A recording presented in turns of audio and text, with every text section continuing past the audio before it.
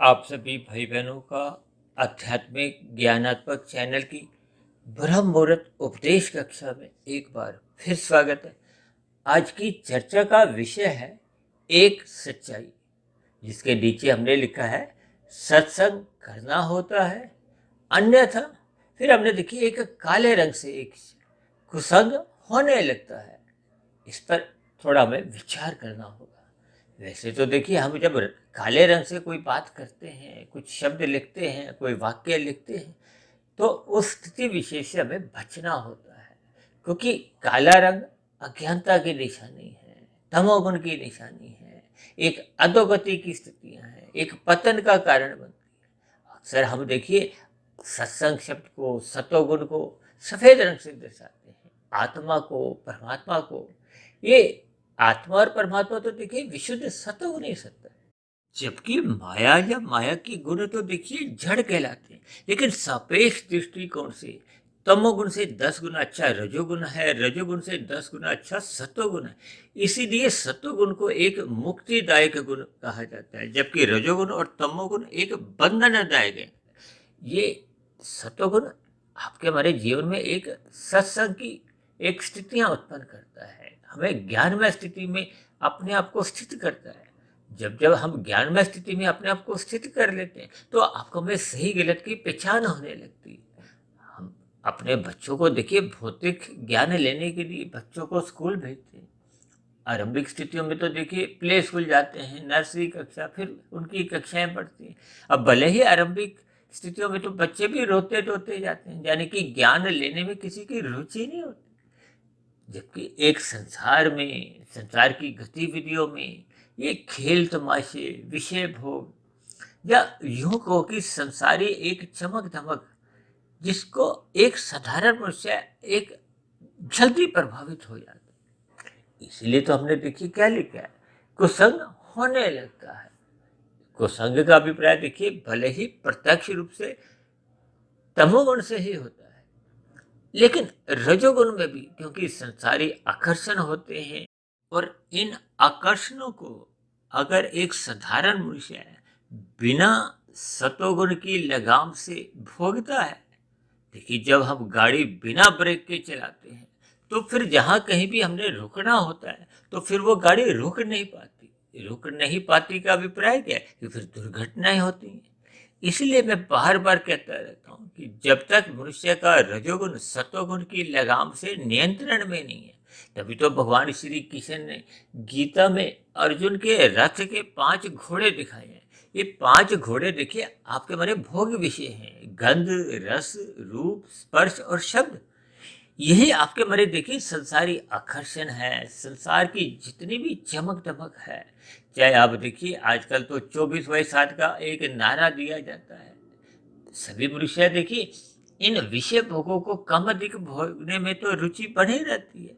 आज फैशन की दुनिया देखो, फिल्मी जगत का जो एक वातावरण है, लोगों का पहनावा है, लोगों का उठना बैठना है, लोगों का बोलना चालना है। देखिए, लोगों के बोलने चालने में भी कुछ ऐसे शब्दों का इस्तेमाल होता है जो कि राजसी होते हैं या तामसी भी हो जाते हैं। कभी कभी मनुष्य कुछ ऐसे राजसी शब्द भी बोल जाता है जिनके देखिए अर्थ तामसी होते हैं।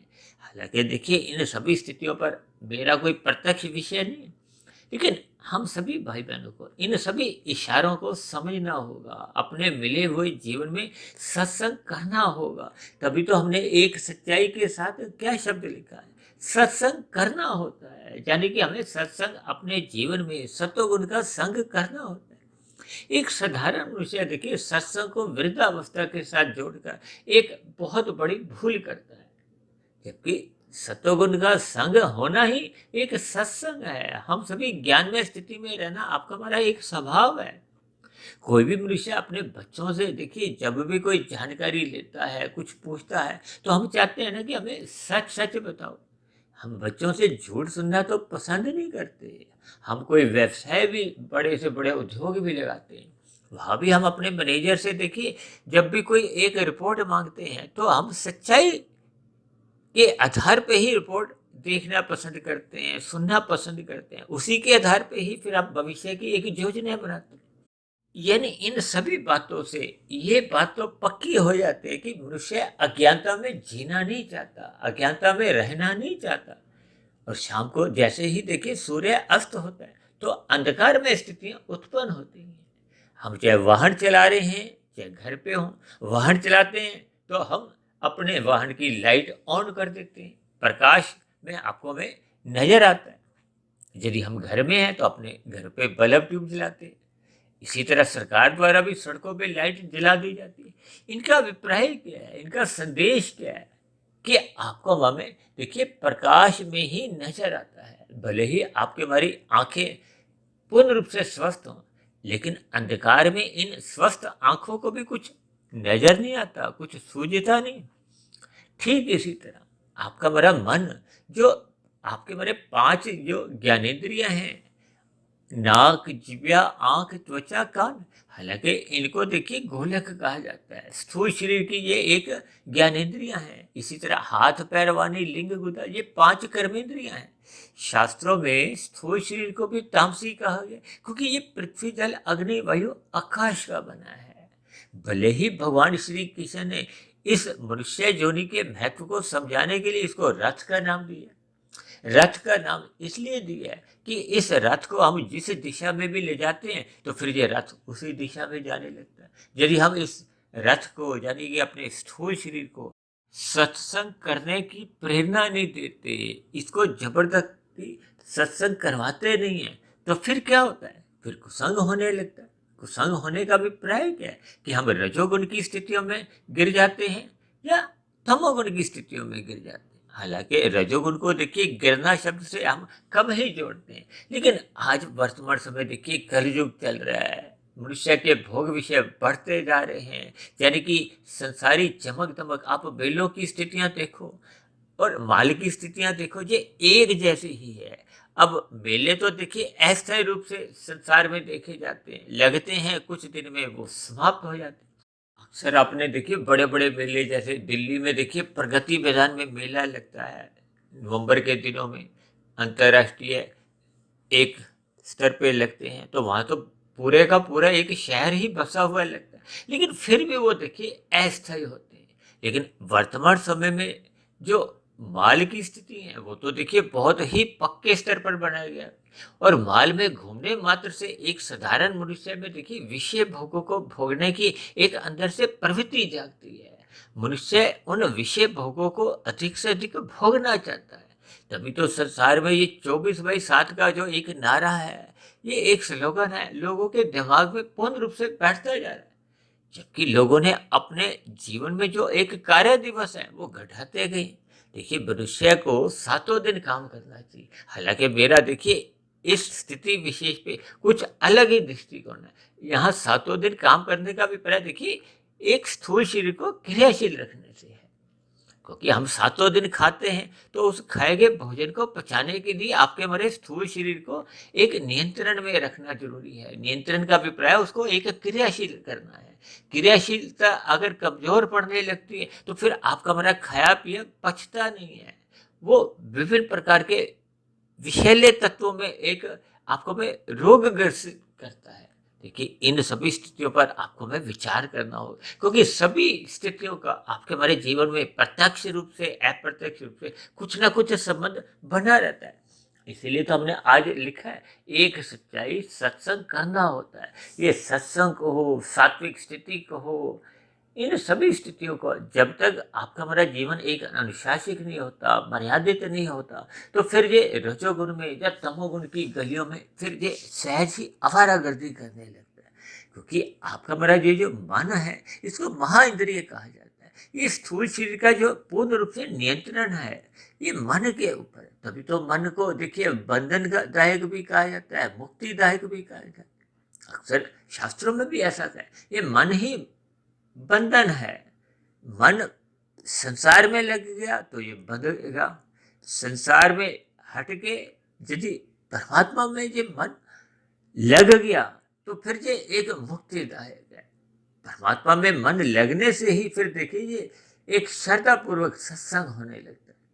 और यदि मन लगता नहीं है तो इस मन पर जोर जबरदस्ती करते हुए इस मन को सत्संग करवाना होता है। क्यों? क्योंकि जैसे बच्चे को हम जोर जबरदस्ती करते हुए प्ले स्कूल में भेजते हैं, नर्सरी कक्षा में भेजते हैं, ताकि बच्चा कुछ वहाँ एक शिक्षा ग्रहण करे, ज्ञान ग्रहण करे। ऐसे ही देखिए, जब हम भले ही 40 साल के हो गए हैं, 50 साल के हो गए हैं, 60 साल के हो गए हैं, यदि आपके हमारे जीवन में परमात्मा के प्रति कोई रुचि नहीं है, सत्संग के प्रति कोई एक जिज्ञासा नहीं है, ब्रह्म मुहूर्त में उठने की कोई अंदर से एक इच्छा ही नहीं है, मनुष्य रात को देरी तक जागता है। अब रात को तो शाम को जैसे ही सूर्य अस्त होता है तो तमोगुण की स्थितियां होती हैं। तमोगुण की स्थितियां आरंभिक स्थिति में रजोगुण से एक प्रभावित होती हैं, तो उतना तमोगुण आपको में एक हानिकारक नहीं होता। लेकिन जैसे जैसे वो तमोगुण आगे की ओर बढ़ता है, आगे की ओर बढ़ने का अभिप्राय जब घोर तमोगुण आता है, मोहनात्मक स्थितियां बनने लगती हैं, उस मोहनात्मक स्थितियों में मनुष्य की हानि होने की संभावनाएं अधिक होती हैं। अक्सर मनुष्य देखिए रात को देरी तक जागता है, तो फिर सुबह ब्रह्म मुहूर्त में उठ नहीं पाते। अब ब्रह्म मुहूर्त का समय तो देखिए सूर्य निकलने से पूर्व की स्थिति है, जिसको अक्सर मैं देखिए 2 घंटे 40 मिनट की स्थितियां कहता हूँ। और वर्तमान समय में तो देखिए जैसे जैसे गर्मियों का मौसम आता है तो ये सूर्य निकलने की जो एक स्थिति है वो जल्दी निकलने लगता है। सर्दियों में सूर्य निकलने की स्थितियां देरी से होती है। लेकिन सूर्य निकलने से पूर्व की जो 2 घंटे 40 मिनट की स्थिति है, उसी को ही मैं अपने सभी वीडियो में देखिए आज तक परमात्मा की प्रेरणा से जो हमने लगभग 1425-30 वीडियो जो बनाई हैं, मैं उन सभी वीडियो में तर्क संगत आधार पे देखिए, हालांकि शास्त्रों में तो मेरे पढ़ने में देखिए 4 से 6 ही ब्रह्म मुहूर्त का समय आया, लेकिन मैं सूर्य निकलने से पूर्व के जो 2 घंटे 40 मिनट की जो एक स्थिति है उसको तकनीकी रूप से मैं ब्रह्म मुहूर्त का समय बताता हूँ। इस ब्रह्म मुहूर्त का अभिप्राय क्या है? देखिए, ब्रह्म शब्द परमात्मा के लिए आता है, मुहूर्त शब्द समय से एक दर्शाता है, क्योंकि प्रकृति के 3 गुण हैं।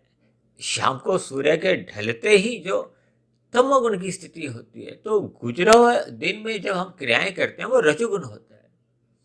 आरंभिक तमोगुण, जैसे कहते हैं ना, सूर्य डूबने के बाद भी धुंधली रोशनी जो रहती है, यानी कि आधा घंटा 1 घंटा 1.5 घंटे तक भी वो थोड़ा एक हमें कुछ प्रकाश धुंधला सा रहता है। उस स्थिति विशेष में अभी तमोगुण प्रधान स्थिति में भले ही तकनीकी रूप से आया था, लेकिन वो गुजरे हुए रजोगुण अभी गया नहीं होता, तो इसलिए थोड़ी एक विपरीत स्थितियां नहीं होती।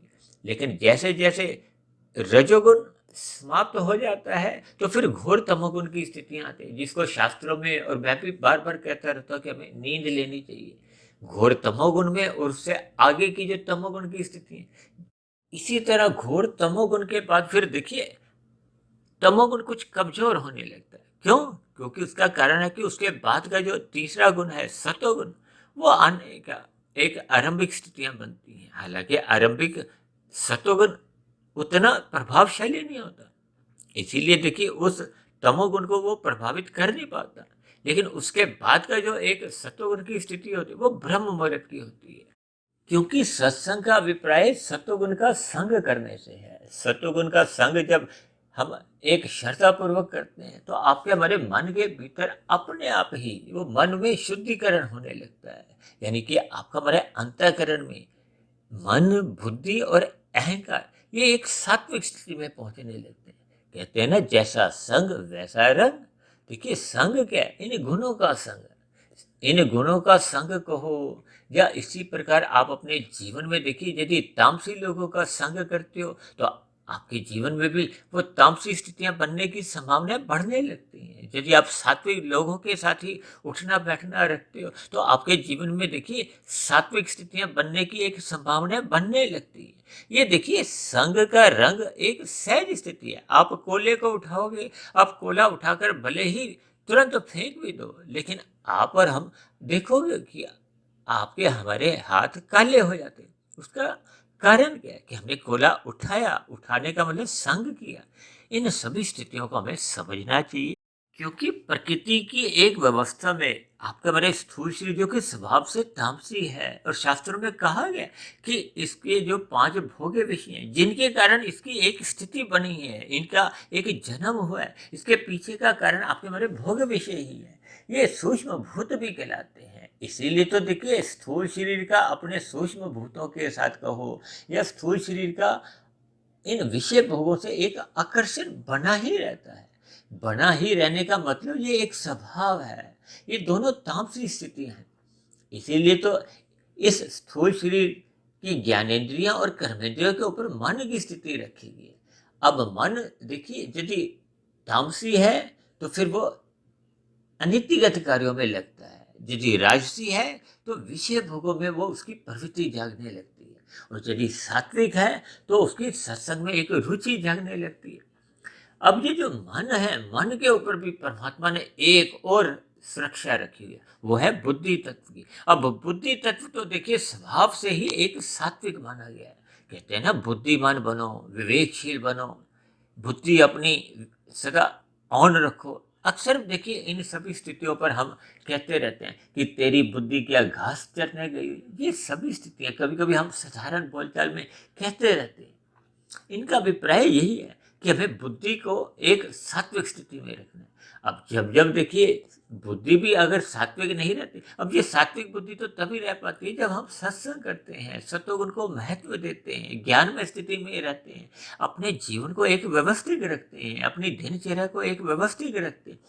और यदि हम विषय भोगों में ही रुचि लेने लगते हैं तो फिर ऐसी स्थिति में फिर आपके हमारी जो बुद्धि है वो सात्विक से फिर राजसी बन जाती है।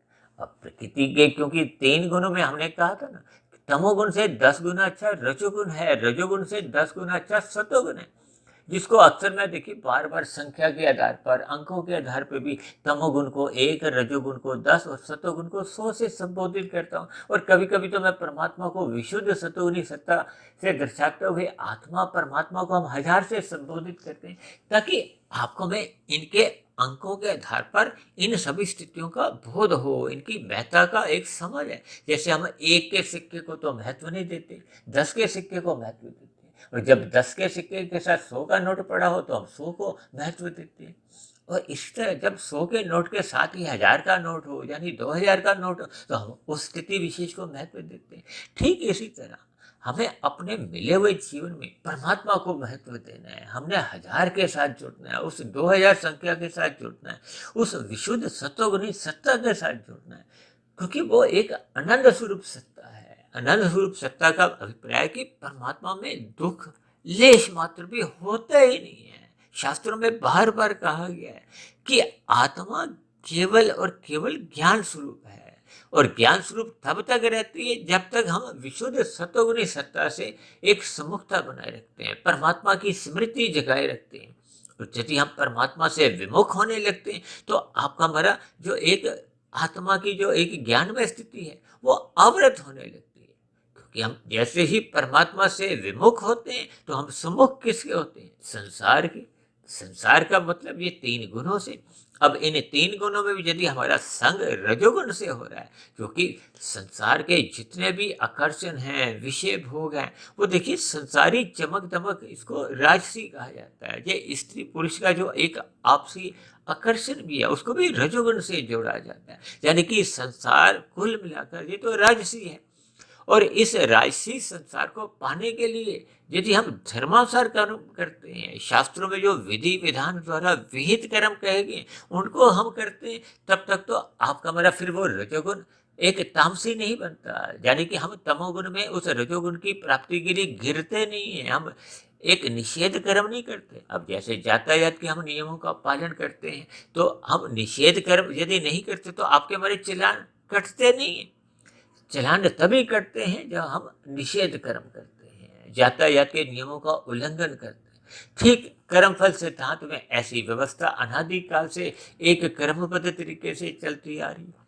जब जब हम देखिए निषेध कर्म करते हैं, अपने सुख के लिए दूसरों को हम पीड़ा देते हैं, छल कपट ठगी हेरा फेरी करते हैं। आज मनुष्य देखिए अपनी जीविका के स्वाद के लिए मांसाहार भोजन का सेवन करता है, जिसका शास्त्रों में बार बार मना किया गया है। क्योंकि जैसे हम जीना चाहते हैं वो पशु भी जीना चाहता है, वो पक्षी भी जीना चाहता है। अब उनकी जब हम अपने जीविका के स्वाद के लिए, अपना एक मांसाहार भोजन के लिए उनका हम हत्या कर देते हैं, तो फिर उस किए गए हत्या का आपको हमें दंडित किया जाता है। आपका हमारा पाप कर्मों का कर्माशय बहुत ही तेजी से बढ़ता है। क्योंकि मरने के बाद, क्योंकि आपके हमारे स्थूल शरीर देखिए एक निश्चित आयु लेके आए हैं, इन सब की एक समय विशेष के बाद मृत्यु आ जाती है। हम सभी एक निश्चित सांसें लेके आए हैं। आपका हमारा स्थूल शरीर 80-100 वर्ष के बाद मृत्यु को प्राप्त होता है। तब ऐसी स्थिति विशेष में फिर जो आपका हमारा नया जन्म होता है, उसका आधार तो आपका हमारा एक कारण शरीर है। अक्सर हम चर्चाएं करते हैं ना, आपके हमारे 3 शरीर है, स्थूल शरीर, सूक्ष्म शरीर और कारण शरीर। मुझे याद आ रहा है तकरीबन 3 वर्ष पहले हमने एक वीडियो 3 घंटे का बनाया था, मनुष्य के मरने के बाद का अगला जन्म। देखिए जैसे स्थूल शरीर तो एक कार्य है, एक कार्य अनित्य होता है जब तक कारण मौजूद रहता है। अब कारण क्या है? आपको हमारा कारण शरीर में जैसी जैसी स्थितियां होंगी आपके कर्माशय की, फिर मरने के बाद यानी कि स्थूल शरीर के मरने पे फिर आत्मा, क्योंकि आत्मा तो एक नित्य तत्व है। अब वो नित्य तत्व पुनः आपको में एक कर्मफल सिद्धांत के अंतर्गत जैसी जैसी आपकी हमारी स्थितियां होंगी, क्योंकि परमात्मा तो देखिए एक पक्षपात रहित स्थिति है, परमात्मा दया भाव रखते हैं, परमात्मा एक न्याय की स्थिति में सदा ही स्थित रहते हैं। तो फिर ऐसी स्थिति विशेष में आपका हमारे किए गए जो पाप कर्मों के आधार पे फिर वो नीचे की योनियों मिलने की संभावनाएं बढ़ जाती हैं, क्योंकि मनुष्य योनि तो तभी मिलती है जब संचित कर्मों में पाप और पुण्य कर्मों की कम से कम तुल्यता होती है। अब तुल्यता का अभिप्राय क्या है कि जब हम मनुष्य योनि में थे, क्योंकि अब हम मर चुके हैं, इसका अभिप्राय क्या है कि पहले हम मनुष्य योनि में आपका हमारा जब जन्म मिला तो आपका हमारे संचित कर्मों में पाप और पुण्य कर्मों की तुल्यता तो रही होगी।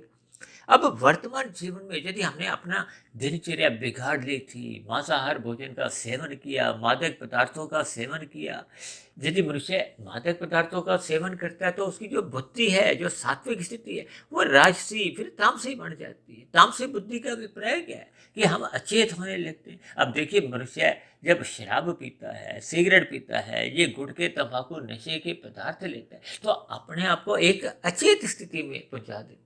अचेत स्थिति का अभिप्राय क्या है कि आत्मा का जो ज्ञान है वो कमजोर पड़ने लगता है। कमजोर पड़ने का अभिप्राय क्या है कि आपके हमारे जीवन में एक तामसी स्थितियां मजबूत होने लगती हैं। ये सभी स्थितियों पे फलस्वरूप आपके हमारी आत्मा का ज्ञान अवरत होने लगता है, बुरे संस्कार बनने लगते हैं। वो बने हुए बुरे संस्कार फिर बार बार आपके हमारे मन बुद्धि के स्तर पर फिर फुरने जगाते हैं। अक्सर आपने देखा होगा ना, जो मनुष्य एक बार मांसाहार भोजन का सेवन करता है वो बार बार अपने जीवन में करता ही रहता है।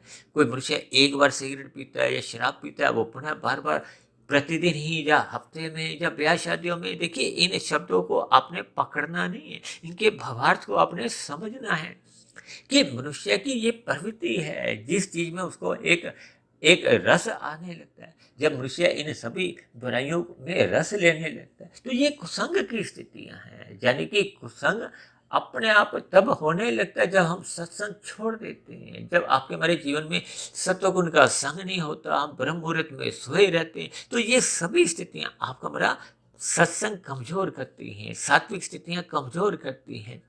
ये सभी स्थितियों के फलस्वरूप आपके हमारे वर्तमान फिर मिले हुए जीवन में पाप कर्म अधिक हो चुके होते हैं, जिसके फलस्वरूप पुण्य कर्मों की न्यूनता रह जाती है, तो फिर वो अनुपात बिगड़ जाता है।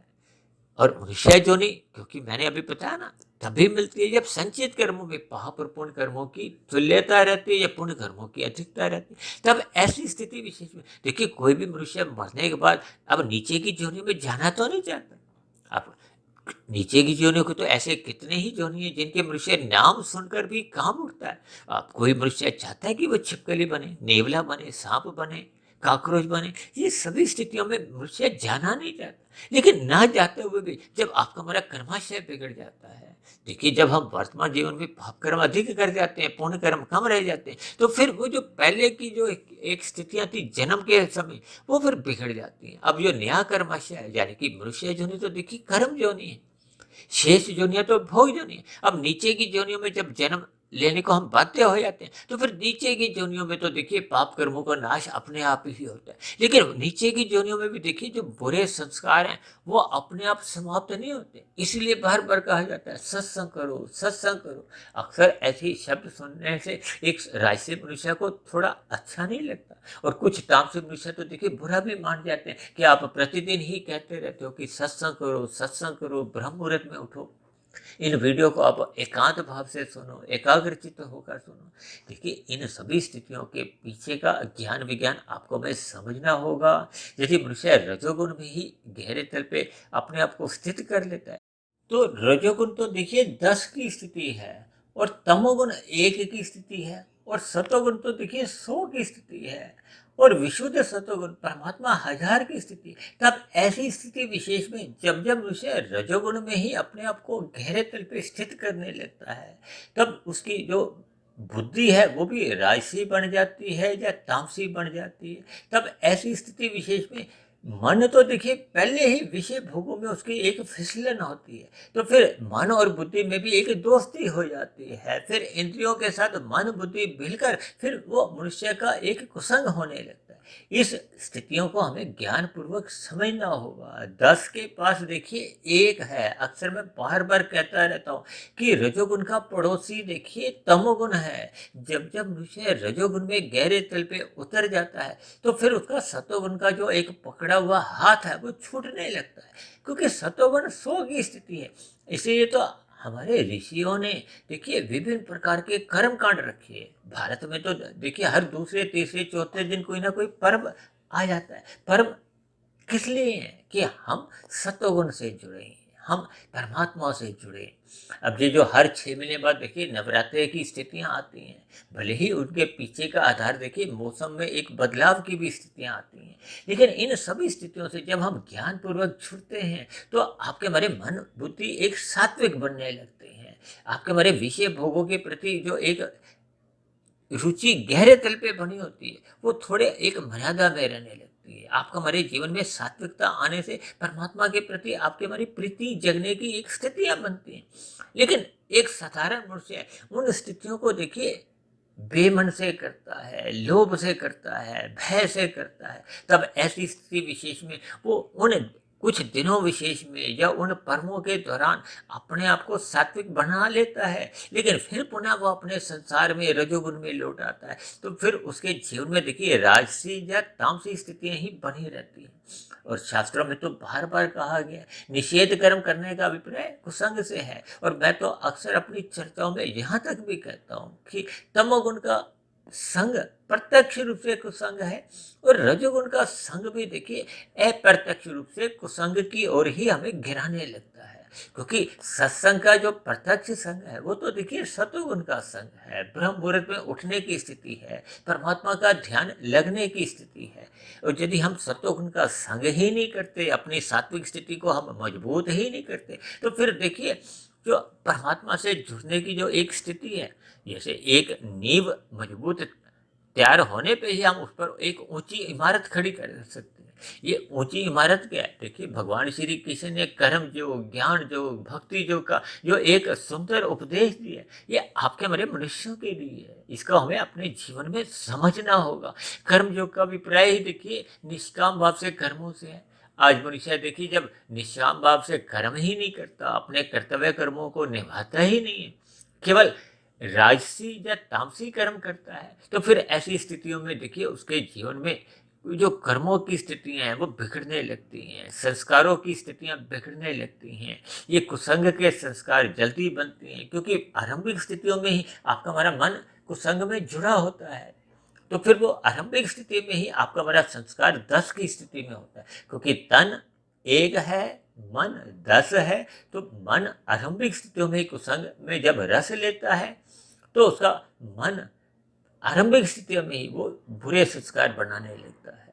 जबकि सत्संग करता हुआ दिखाई देता है, जबकि मन अभी पूर्ण रूप से जुड़ा नहीं होता, तो उसकी स्थिति देखिए अभी 0 की ही मानी जाती है। और जैसे जैसे उसका सत्संग श्रद्धापूर्वक होने लगता है, यानी कि मन जुड़ने लगता है, तो फिर उसकी एक सात्विक स्थिति बनती है।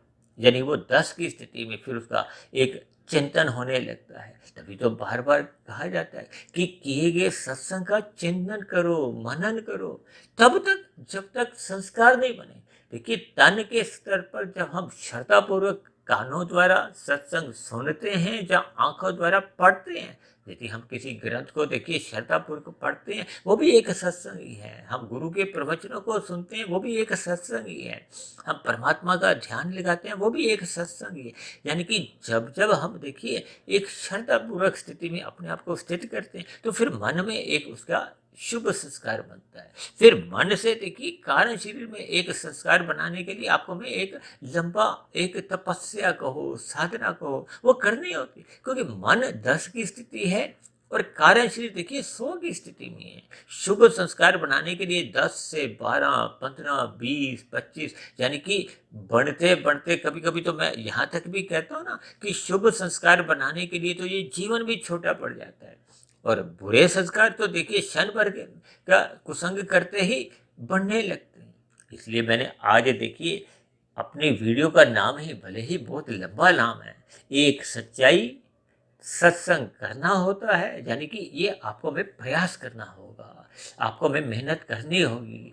आरंभिक स्थिति में यदि आपका हमें ब्रह्म मुहूर्त में उठने का स्वभाव बना नहीं है, तो आपको हमें अलार्म लगाना होता है। क्या हम रात को देखिए 12 बजे सोएं, फिर आरंभिक स्थिति में जब हम जल्दी उठ जाते हैं, तो फिर अगले दिन फिर आपको हमें सहज ही जल्दी नींद आने लगेगी। यानी कि जब तक हम ब्रह्म मुहूर्त में उठने का अपना एक संस्कार नहीं जगाते, तो फिर ये सत्संग की स्थितियां एक मजबूत स्थिति बन नहीं पाती। जब तक नींव मजबूत नहीं होती, तो उस पर जो परमात्मा की जो कर्म, जो ज्ञान, जो भक्ति जो की जो इमारतें हैं, वो फिर खड़ी हो नहीं पाती, वो योग की स्थितियां मजबूत बन नहीं पाती। इन सभी स्थितियों पर आप विचार करो, ताकि आपके मेरे जीवन में सत्संग करना एक स्वभाव बन जाए, एक संस्कार बन जाए, ताकि मिले हुए जीवन में आपकी मेरी आध्यात्मिक उन्नति एक गति पकड़ ले और हम अधोगति की स्थितियों से भी बच जाएं। क्योंकि जब जब मनुष्य देखिए सतोगुण में या विशुद्ध सतोगुण में ही अपने आप को स्थित कर लेता है, तो फिर उसकी जो तामसी स्थितियां एक की वो बहुत दूर रह जाती हैं। यानी कि मनुष्य निषेध कर्मों से तो फिर बहुत दूर पहले ही छूट जाता है। और यदि मनुष्य 1 और 10 में ही रहता है, तो उसका देखिए गिरना, उतरना, चढ़ना, ये सब स्थितियां आप किसी भी शब्दों से आप समझ सकते हो। यानी हम सभी भाई बहनों को अपने मिले हुए जीवन का सदुपयोग करते हुए हमें ऊंचाइयों की ओर जाना है। हमने सत्संग करते रहना है। सत्संग करने का एक अपना अभ्यास, निरंतर एक संस्कार बनाना है। ऐसी सभी शुभ स्थितियां आप सभी भाई बहनों के जीवन में भी बनने लगे। इन्हीं शुभ कामनाओं के साथ चर्चा विशेष को अब यहीं विश्राम देते हैं। शाम को फिर मिलते हैं संध्या बेला ज्ञान कक्षा में। तब तक आप अपने आध्यात्मिक में सुधीर भाटिया फकीर को इजाजत दें। आप सभी भाई बहनों की सात्विक दिनचर्या सहज ही बनने लगे, इसके लिए मेरी ओर से आप सभी भाई बहनों को बहुत बहुत शुभकामनाएं। फिर भी चर्चा संबंधित आपके मन में कोई प्रश्न हो, कोई मेरी कही गई बातों पर आपको शिकायत हो, विशेष रूप से देखिए कुसंग की स्थितियां समझाते हुए कुछ ऐसे शब्द हमें कहने होते हैं कि एक साधारण मनुष्य को उन स्थितियों से थोड़ा एक ज्ञान मिले, एक अपनी गलतियों का एहसास हो, ताकि हम सच्चाई से जुड़ें, हम सत्संग से जुड़ें, परमात्मा की सम्मुखता बनाएं। तो इन्हीं शब्दों के साथ अब चर्चा विशेष को यहीं विश्राम देते हैं। आप नीचे दिए गए कमेंट बॉक्स पर अपना प्रश्न, अपना सुझाव या अपनी शिकायत भी लिख सकते हो। तो चर्चा विशेष को सुनने के लिए भी आप सभी भाई बहनों का बहुत बहुत धन्यवाद।